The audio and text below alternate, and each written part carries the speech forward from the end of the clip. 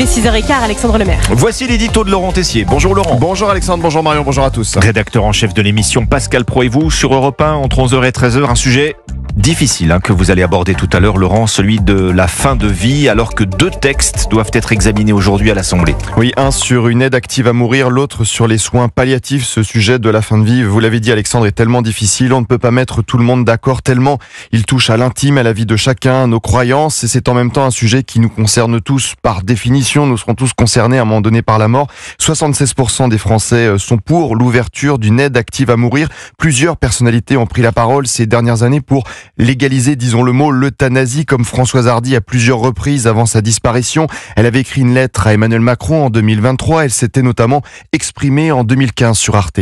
Les médecins ou les hommes politiques ou femmes politiques n'ont toujours pas compris qu'il y avait un moment pour beaucoup de gens âgés ou malades ou les deux, où l'existence devient trop insupportable et qu'ils n'en ont rien à faire des soins palliatifs. Ils veulent tout simplement qu'on leur permette de cesser de vivre. Lynn Renaud s'est aussi exprimée à plusieurs reprises l'année dernière, au mois d'avril, sur TF1. Si je dois souffrir, je veux partir tout de suite. C'est mon ultime liberté, choisir sa mort. Quand il n'y a plus rien à faire, que la médecine est d'accord. Pourquoi prolonger la souffrance? Ça, je ne veux pas. Un acharnement, je ne veux pas. Et plus récemment, nous en avions parlé dans l'émission sur Europe 1, Charles Bietri, atteint de la maladie de Charcot, d'y attendre un sursaut de nos gouvernants. Privés de sa voix, l'intelligence artificielle était parvenue au mois de janvier à la recréer pour une interview. C'est déjà dur de mourir, mais alors, mal mourir, c'est double peine.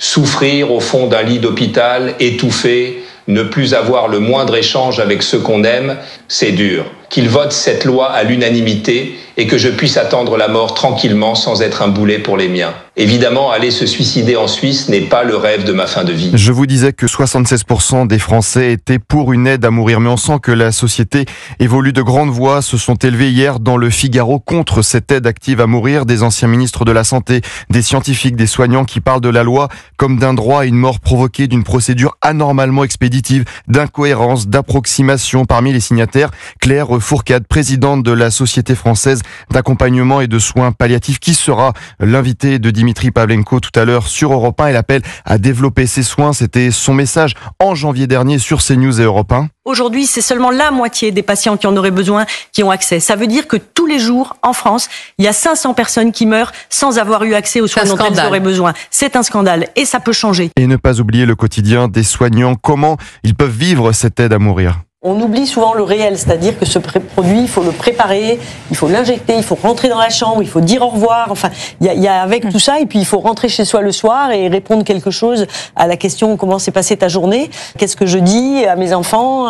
Dans aucun pays qui ont légalisé l'euthanasie, il n'y a d'accompagnement. Au Canada, il y a 30 médecins qui réalisent 4000 euthanasies. La mort peut être un sujet angoissant, un sujet que l'on veut éviter d'évoquer, un sujet qui nous fait réfléchir par moments. Écoutez Alain Delon en 1980. Mais plus que la mort, si vous voulez, j'ai peur de l'impotence, j'ai peur de la maladie, j'ai peur de l'impotence. Je crois que ça, c'est une chose plus terrible que mourir. De la même façon que je souhaite mourir sans m'en apercevoir, c'est une forme de lâcheté. Je veux dire, qui est courageux en face de la mort? Dites-le moi. 71% des Français considèrent la mort comme un sujet tabou, mais il faut en parler car nous sommes tous concernés. Tout à l'heure, avec Pascal Pro, le ministre de la Santé, Yannick Neuder, sera avec nous en studio. Vous pourrez échanger avec lui, témoigner au standard d'Europe 1. Pascal Pro et vous à partir de 11h sur Europe 1. Laurent Tessier, merci. À tout à l'heure, Laurent.